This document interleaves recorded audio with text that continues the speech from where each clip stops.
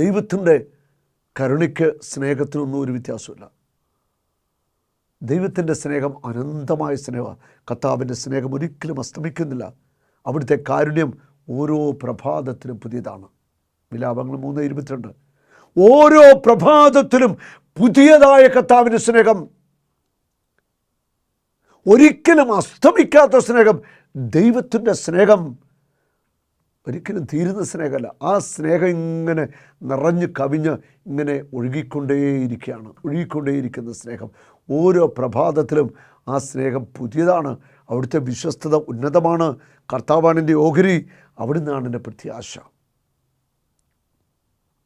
അപ്പോൾ സ്നേഹം തന്നെയായ ദൈവം എപ്പോഴും തൻ്റെ മക്കൾ എത്ര പാപത്തിൽ വീണാലും അവരോട് ക്ഷമിക്കാനും അവർക്ക് മാപ്പ് കൊടുക്കുവാനും ആഗ്രഹിക്കുന്നു. അബ്രാഹാം പിതാവ് വീണ്ടും പറയുക, കർത്താവേ എന്നോട് കോപിക്കരുത്. ഉണ്ടോ?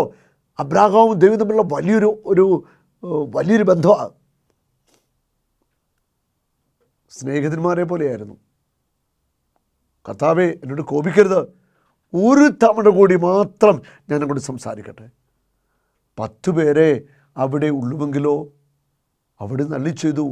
ആ 10 പേരെ പ്രതി ഞാൻ ആ സ്ഥലം സോദോം ഗൊമോറ അവിടെ ഞാൻ നശിപ്പിക്കത്തില്ല. ഹല്ലേലൂയ. 10 പേരെ കാണിച്ചു തന്നാൽ മതി, ആ നഗരത്തെ ഞാൻ നശിപ്പിക്കത്തില്ല.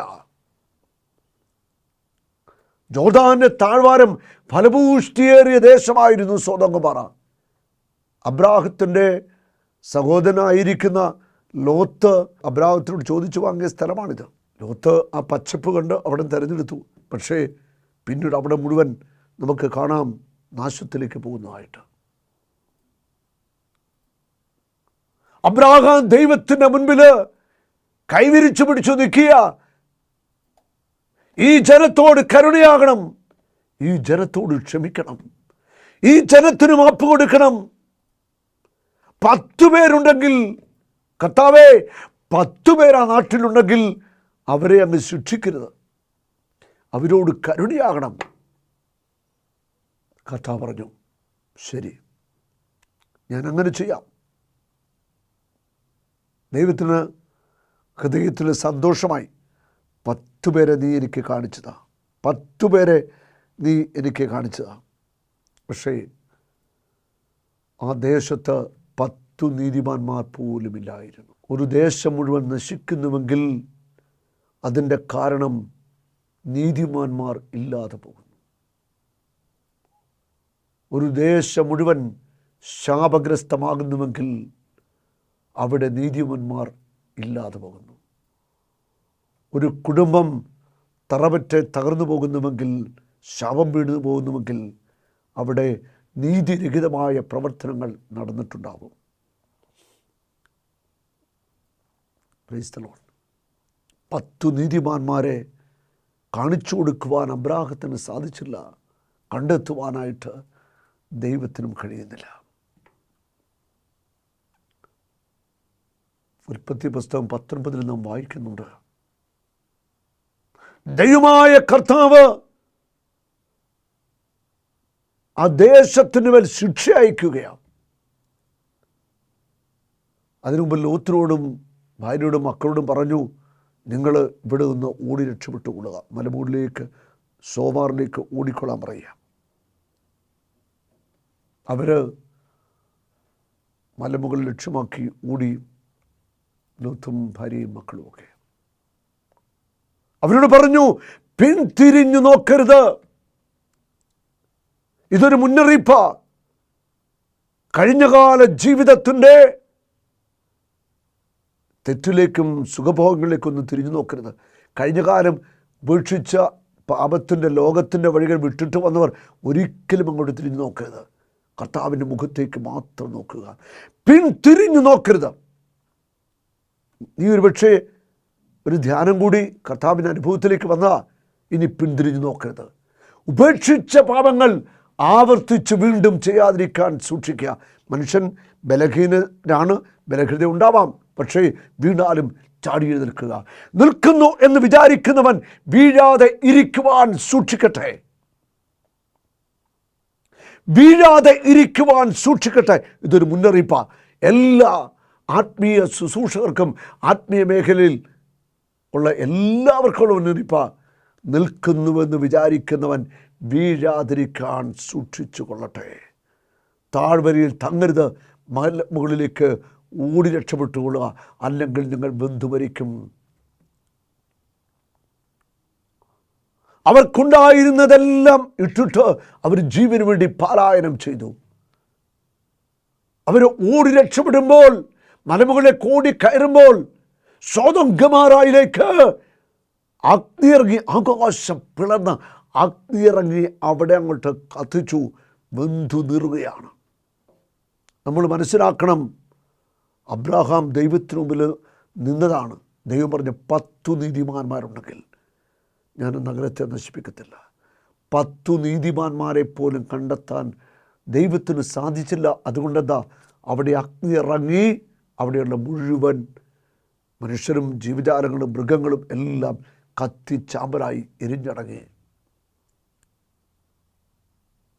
അവർ മലമുകളിലേക്ക് ഓടുമ്പോൾ ലോത്തിൻ്റെ ഭാര്യ തിരിഞ്ഞു നോക്കി. ഉൽപ്പത്തി 19:26. ലോത്തിൻ്റെ ഭാര്യ അവൻ്റെ പിറകെ വരികയായിരുന്നു. അവൾ പിന്തിരിഞ്ഞു നോക്കിയതുകൊണ്ട് ഒരു ഉപ്പു തൂണായി തീർന്നു. അവിടെ ദൈവത്തെ അനുസരിക്കാതിരുന്ന ലോത്തിൻ്റെ ഭാര്യ ഉപ്പുതൂണായി തീർന്നു. കാരണം അവിടെ അധ്വാനിച്ചുണ്ടാക്കിയത് മുഴുവൻ ഉപേക്ഷിച്ചിട്ടാണ് പറഞ്ഞത്. കാരണം ലോത്തും വലിയ സമ്പന്നനായിരുന്നു. 13 വായിക്കുന്നു നമ്മൾ. ലോത്തും അബ്രാഹവും ഒക്കെ വലിയ സമ്പന്നതയിൽ ജീവിച്ച സമ്പന്നന്മാരായിരുന്നു. അങ്ങനെയാണ് അവരുടെ ഇടയന്മാർ തമ്മിൽ വഴക്കുണ്ടായപ്പോഴാണ് അബ്രാഹാം പറയുന്നത്, നിനക്ക് ഇഷ്ടമുള്ള എടുത്തോ, എനിക്കിഷ്ടമുള്ളത് ഞാൻ എടുക്കാം. അങ്ങനെ ലോത്ത് സോദോം ഗൊമോറ തിരഞ്ഞെടുത്തു, ജോർദാൻ്റെ താഴ്വരയിലേക്ക് പോകുന്നു. ഒക്കെ ലോത്തിൻ്റെ ഭാര്യ തിരിഞ്ഞു നോക്കി, ഫലഭൂഷ്ടമായ ദേശം മുഴുവൻ അഗ്നിയിൽ വെന്തു നീറുകയാണ്. അവർക്കുണ്ടായിരുന്ന സമ്പാദ്യം മുഴുവൻ കത്തിച്ചാമ്പലാവുകയാണ്. ഉണ്ടായിരുന്ന കാലിക്കൂട്ടങ്ങൾ, മൃഗങ്ങൾ എല്ലാം കത്തിച്ചാമ്പലായി. മുഴുവൻ അവിടെ എരിഞ്ഞടങ്ങുന്ന കാഴ്ച പിന്തിരിഞ്ഞു നോക്കിയ ലോത്തിൻ്റെ ഭാര്യ കണ്ടു. പക്ഷെ അവൾ ഉപ്പുതൂണായി തീർന്നു. അവൾ ഉപ്പുതൂണായിട്ട് മാറുകയാണ്. അവിടെ ലോത്തിൻ്റെ ഭാര്യ ചെയ്തത് ദൈവത്തിൻ്റെ വാക്കനുസരിച്ചില്ല. അവൾ ഉപ്പുതൂണായിട്ട് മാറി. ഉറപ്പായിട്ടും ലോത്തും മക്കളുമൊക്കെ പിന്തിരിഞ്ഞു നോക്കാതെ ഓടി അങ്ങ് മലമുകളിൽ എത്തിച്ചേർന്നു. ഭാര്യയെ കണ്ടില്ല. പിന്നീട് ഒരുപക്ഷെ ഉപ്പുതൂണ് നിൽക്കുന്നത് അവർ കണ്ടു കാണും. സൂക്ഷിക്കുക, വെറും ഉപ്പുതൂണായിട്ട് മാറാതിരിക്കാൻ സൂക്ഷിച്ചു കൊള്ളുക. പാപത്തിൻ്റെ അഴുക്ക് വഴികളെ പൂർണ്ണമായിട്ട് ഉപേക്ഷിക്കുക. ലോകത്തിൻ്റെ മോഹങ്ങളും ജഡത്തിൻ്റെ ആസക്തികളും സുഖലോലുപതയും അധാർമിക സമ്പത്ത് സമ്പാദനവും ഒക്കെ അവസാനിപ്പിച്ച് കർത്താവിലേക്ക് തിരിച്ചു വരിക. ഓരോ കുടുംബത്തിലും ഒരു നീതിമാനെങ്കിലും ഉണ്ടെങ്കിൽ ആ കുടുംബം നിലനിൽക്കും. നീതിമാന്മാരില്ലാത്ത കുടുംബം, സത്യസന്ധതയില്ലാത്തവരുടെ കുടുംബം, അത് സാവധാനം നശിച്ചുകൊണ്ടേയിരിക്കും. തലമുറകൾ അന്യം നിന്ന് പോയിക്കൊണ്ടിരിക്കും. നീതികെട്ട പ്രവൃത്തികൾ ചെയ്യരുത്. അനീതിയുടെ വഴികളിൽ സഞ്ചരിക്കരുത്. അധാർമിക മാർഗങ്ങൾ പിന്തുടരരുത്. ഇക്കാര്യത്തിൽ നമ്മൾ വളരെ ശ്രദ്ധയുള്ളവരാകണം. 10 നീതിമാന്മാർ പോലും ഇല്ലാഞ്ഞിട്ട ആ ദേശം അഗ്നിയിൽ ചാമ്പലായിത്തീരുന്നത്. ദൈവത്തിൻ്റെ ജനമേ, നമ്മുടെ കുടുംബത്തിന് ഉയർച്ചുണ്ടാകണമെങ്കിൽ, അഭിവൃദ്ധിയുണ്ടാകണമെങ്കിൽ, തലമുറ അനുഗ്രഹിക്കപ്പെടണം, ഉയർച്ച പ്രാപിക്കണമെങ്കിൽ നമ്മളൊക്കെ നീതിമാന്മാരായി ദൈവസന്നിധിയിൽ ജീവിക്കണം, പ്രവർത്തിക്കണം. നീതികെട്ട ഒരു കാര്യങ്ങളിലും, അനീതിയുടെ ഒരു കാര്യങ്ങളിലും നമ്മൾ ഇടപെടാനായിട്ട് പാടില്ല. സത്യസന്ധതയോടെ, വിശുദ്ധിയോടെ, വിശ്വസ്തയോടെ ദൈവത്തിൻ്റെ വചനങ്ങളും കൽപ്പനകളുമൊക്കെ അനുസരിച്ച് ദൈവത്തെ മഹത്വപ്പെടുത്തി നമുക്കും നമ്മുടെ മക്കൾക്കും കുടുംബാംഗങ്ങൾക്കും ജീവിക്കാം. അങ്ങനെ നീതിയോടെ ജീവിക്കുമ്പോൾ ദൈവത്തിൻ്റെ സംരക്ഷണം നമുക്കുണ്ടാവും. കർത്താവ് വേലുകെട്ടി നമ്മളെ പരിപാലിക്കും. ഒരു നിമിഷം നമുക്ക് പ്രാർത്ഥിക്കാം. കർത്താവായ യേശുവേ, അങ്ങേക്ക് നന്ദി പറയുന്നു. ഞങ്ങൾക്കെല്ലാവർക്കും മധ്യസ്ഥം പ്രാർത്ഥിക്കാനുള്ള കൃപ നൽകണമേ. ഈ വചനം കേട്ടുകൊണ്ടിരിക്കുന്ന എല്ലാവരുടെ മേലും ആത്മാവിനെ അയക്കണമേ. അനീതിയുടെ ജീവിത വഴികൾ വിട്ട് നീതിപൂർവ്വം ജീവിക്കാൻ കൃപ കൊടുക്കണമേ. മടുക്കാതെ ദൈവസന്നിധിയിൽ കരഞ്ഞു പ്രാർത്ഥിക്കുവാൻ, മധ്യസ്ഥം പ്രാർത്ഥിക്കാനുള്ള ഒരു ശക്തമായ അഭിഷേകം നൽകണമേ. യേശുവിൻ്റെ നാമത്തിൽ രോഗപീഠകൾ, തകർച്ചകൾ മാറിപ്പോവട്ടെ. കർത്താവേ, തകർന്ന കുടുംബങ്ങളോട് അങ്ങ് കരുണ കാണിക്കണമേ. അനീതിയുടെ മാർഗങ്ങളിൽ ജീവിക്കുന്നവരോട് കർത്താവേ കാരുണ്യം കാണിക്കണമേ.